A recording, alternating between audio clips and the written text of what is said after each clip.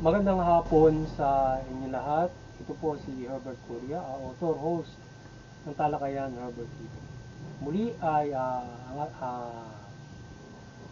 ating tatalakayin sa libong ito ay hinggil doon sa school year o pasukan, yung pasukan na darating na school year 23-24. So ito ay ngayon ng 29. So malapit na, ilang araw na lang. So yun, yan ang ating natutunghayan ngayon. So ngayon ay muli ang pagbubukas ng klase ay isang enlightenment na naman sa ating mga estudyante o mga mag-aaral mula doon sa elementarya, high school at saka doon sa colleges. So yan. So mula public, private. So ngayon ay so itong darating na pasukan ay so nawa ay magkaroon ang ating mga estudyante ay marami yung makapasok sa o mga pag-aral mula dito sa ating programa ng ating DepEd na yung sa curriculum na yung nakaraan pa, at mayroon ding parang tinalakay na rin natin mayroong nais silang pagbabago sa curriculum. So ito ay siguro ay pinag-uusapan pa para maipagpa siguro sa mga susunod na panahon. So good luck sa estudyante, mga mag-aaral ng mga elementary, high school, colleges na muli ay sasabak sa pag-aaral ngayong darating na August 29. So sana kayo ay nakapaghanda na sa inyong mga pag-aaral at awis natin at manalangin natin marami yung mga pag-enroll at makapag-aaral. Sana yung ating pamahalaan, tayo ay yung mga gulang, mga estudyante, magsabot sa isa na patulungan ng lubos yung mga estudyante na makapasok ng eskwelahan, yung mga kabataan, matulungan ng mga pamilya na sila ay makapasok sa eskwelahan.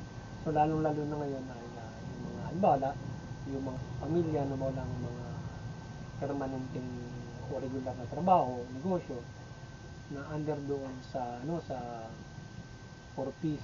So sa ngayon ay 1.3 million yung tatanggalan ng ayuda. So sayang din yung bibigyan ng pamahalaan para para doon sa pag-aaral ng mga anak na sa tatlong children, elementary at higher level. So ngayon ay yun ay mahalaga din na para pambaon ng mga anak nila doon sa eskwelahan buwan-buwan. So kaya yung ating pamahalaan magtalakay yung ating mga estudyante, mga guro, ating sektor ng lipunan, mamamayan para doon sa ginagawa ng ating pamahalaan yung tungkol dyan para makatulong doon sa pag-aaral ng mga kabataan, high school, elementary, even colleges, at yung mga pamilya ay mayudahan para masustentuhan yung pag-aaral. So ngayon ay ang aside from that, doon sa sinasabi nga na ayudang portis ng ating pamahalaan ay yung trabaho. So sana magkaroon ng yung ating yung mga kabataan, mga magulang magsumunod sa ating pamahalaan ng pag-create ng mga industriya upang makatrabaho yung ibang ng mga kabayan at mapag-aral nila yung kanilang mga anak. At nang hindi nag-iito sa pamumuhay, magapang yung mga anak sa kanilang pamumuhay. At least mabigyan sila ng mga regular na trabaho. At yung mga eskwelahan ay magkaroon ng mahusay na mga facility o mahusay na serbisyo. Magkaroon ito ng mahusay na serbisyo sa mga estudyante o sa mga mag-aaral. So yan, sa boses tayo doon sa yung mga mag-aaral ay sa boses doon sa ating DepEd at yung iba't ibang sektor. So tayo ay bilang tinatalangin natin, tayo ay makikisa rin magsaboses dyan sa ating DepEd at iba't ibang sangay na pamahalaan na matulungan yung ating mga estudyante na mag-aaral ng lubos, ano mang may tutulong nila para makasustain sila sa mag-aaral at yung pamilya sa makapamuhay ng maayos. Kasi nagiging balakid sa pag-aaral ng mga kabataan ay yung pamumuhay. So, mas unahin yung kumain muna, syempre bago pumasok sa eskwela. So, yun yung problema ngayon. Yun yung nagiging patuloy na problema sa kahirapan o sa below poverty. Kaya hindi nakapag-aaral yung mga anak because of the gastusin at yung pang-araw-araw na pagtawid na pamumuhay. So, kaya kinakailangan pag-ibayuhin ng ating pamahalaan yung pagbibigay ng trabaho at yung libreng serbisyo ng eskwelahan na wala nang ginagastos yung mga estudyante. So, yun na lamang gamit pang eskwelahan. Siguro makatulong na rin yung ating DepEd doon sa mga walang mambili ng gamit. Libro, halimbawa, so nasasala nila yung mga estudyante na ganun. Makukuntihan ba yun lang yung mga mga books, pencil.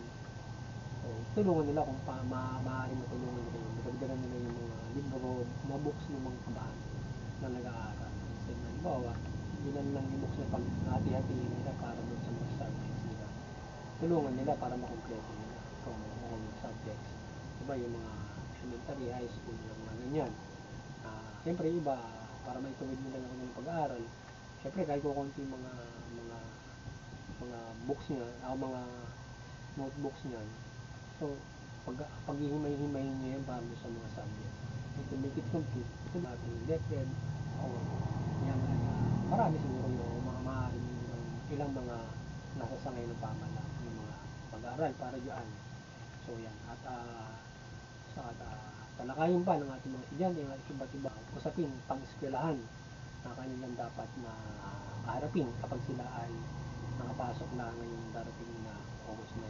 So ano ba yung mga dapat nilang hindi ko man ay ano ba yung mga dapat nilang buksan ng mga eskwelahan para malubos na makapag-aaral sila ng maayos at maibigay ng kanilang eskwelahan yung kanilang mga pangangailangan. Hindi lamang sa loob ng eskwelahan kundi to the our government. Okay. Sa ngayon ay libre na yung mga matrikula ng mga eskwelahan, pati mga colleges at mga elementary. Kahit wala nang miscellaneous fee ata ngayon, wala sa ginawa ni Pangulong Duterte no. So no miscellaneous pa lang at saka mag-enroll. So wala nang miscellaneous yata ngayon. Sana wala na nga kasi tayo diba? Hindi naman nakakabayad ng miscellaneous. So kaya dapat ay libre na lahat yan at mabigyan pa nga ng trabaho. And then meron tayong mahusay na society, yung mga tao, edukado, may mga trabaho, may sariling bahay. Lahat ng mga tao ay nakapamumuhay ng naghihirap, hindi makapag-aral. At din naman sa mga tamad mag-aral, sikapin nyo makapag-aral. Kasi mahalaga yan, hindi lamang sa lipunan natin na tayo ay yung society natin na hindi maganda yung kailangan talaga natin na mag-aaral upang tayo ay maging kapangpanginabang sa ating lipunan kung saan tayo dapat makapagsisilbi, technical or professional. At hindi lamang para sa ating sarili, para mabuhay tayo sa ating pamumuhay nito, magkaroon tayo ng mahusay na tayo sa buhay. Tayo ay professional or technical na meron kaalaman tayo. So mahalagang bagay yan. So kung tayo ang may pinag-aralan doon, not just in yung natuto tayo, kundi matuto tayo doon sa mismo school. Halimbawa, kung technical ka sa mga technical school, o kaya TESDA, kung sa government, kung doon sa college, doon sa mga university. Yun sa high school natin yan, natututo na sila ng mga technical course during high school. So, sana pag sila ay nakatapos ng high school, sila ay naging marunong na dyan at sila ay marunong makapagtrabaho na agad. So, ang mahalaga nakakatapos ng mismo pag-aaral yung technical or professional course. Hindi lamang yung para magkaroon kayo ng mahusay na kaalaman o para sa sarili, kundi ambag nyo sa likuran na kayo ay nakapag-aral. So, may mahusay kayong trabaho yan, sa ating lipunan. So, at iba't ibang sana yung ating mga estudyante ay sila ay matuto na maging masikap sa kanilang pag-aaral. So yan din ay ating advice sa kanila na mahalaga na tayo ay anuman yung katatayo natin sa buhay, kahit tayo naghihirap, pilitin natin na makapag-aaral. Hindi man tayo dire-diretso yung pag-aaral. Kung may hinto ka man, at least matapos mo kaunti-unti. Hanggang sa tuluyan mo naman during that time.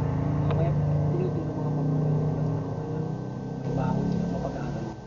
So pilitin nila na mga buhay at yung atin naman pamalan, tulungan yung mga tao na magkaroon ng mahusay na pagtatrabahuan. Kasi iba, wala mapagtrabahuan, hindi naman makapagnegosyo ng maayos sapagkat paglat yung kaalaman nila sa negosyo, pangalawa walang kapital pa. So dapat yung ating pamalaan, minsan kung paano matutulungan yung mga tao, paano magne-negosyo, pangalawa kung paano sila baka may employee sa isang trabaho, regular, yun, kikita sila ng maayos. Iba kasi halimbawa, high school lang o sila ay norid-norid, so nahihirapan sila makapag-establish ng business kapag gano'n. Ano mga business yung mga available na dapat nila yung negosyo. So dapat yung pamahalaan maangkutan nila yung anumang meron at para dumating yung inabukasan lahat nakapag-aral man ang hindi. So may kanyang landing job o landing skills, pwede professional, pwede technical. So lahat mayroong kaalaman at hindi nori-noray. So yun na yun. So walang Pilipino na hindi nakababasa o hindi nakapag-aaral. So lahat nakababasa, nakapag-aaral. Even graduate ka ng high school, ikaw ay mayroon na agad technical capability. So dapat ay totally dapat darating yung kinabukasan, lahat nakapag-aaral, lahat matatapos technical or professional.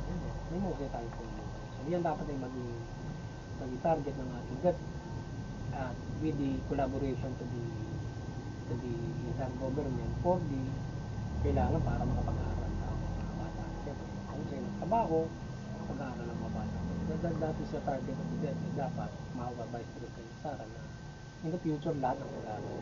So, at mabot nila yung lahat sulok ng Pilipinas, nabigyan nila ng edukasyon, kahit informal, yung mga hindi nakapag-aaral. Even though yung mga hindi na aabot. Lalo na yung mga nasa liblib na lugar na mga hindi nakapag-aaral in school. Kung yung tumanda na, so merong informal. At abutin para matuto pa. So magandang hapon sa inyo lahat at sana ay nagtalakay natin dahil sa pagbubukas ng eskwela ngayong darating school year 2024 ngayong August 20. So ngayon ay pag-usapan ng bawat mga estudyante yung mga dapat nilang pag-usapan sa eskwelahan, mga magulang, para at maging masikap sa pag-aaral. Kung paano makikayat na sila ay masikap sa pag-aaral, makikayat sila sa mahusay na mga mag-aaral at mga future na mga professionals at mga lingkod bayan. Yung magandang hapon sa inyo lahat at